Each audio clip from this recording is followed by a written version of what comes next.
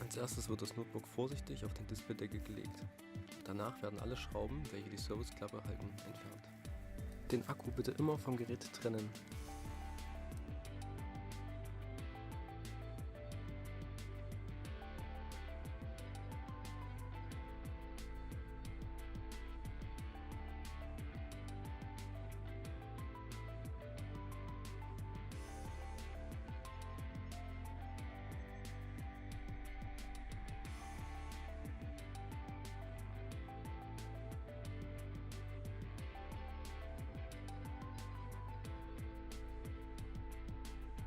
Bitte darauf achten, dass es Schrauben mit unterschiedlichen Bindelänge geben kann.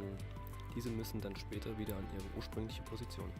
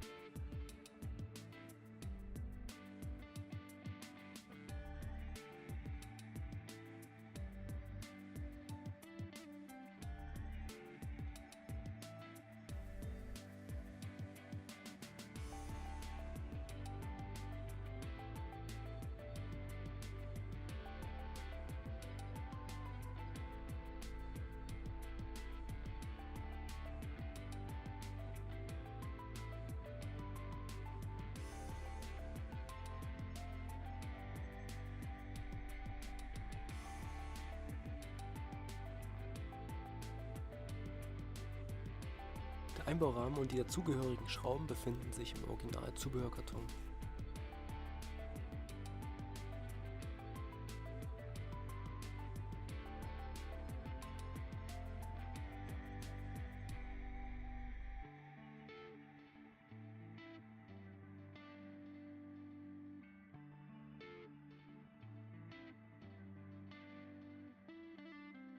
An diese Schnittstelle passen Datenträger mit dem Formfaktor 2,5 Zoll und einer Bauhöhe von 7 mm bis 9,5 mm. Der Datenträger wird nun vorsichtig in den Steckplatz geschoben und gegebenenfalls fixiert.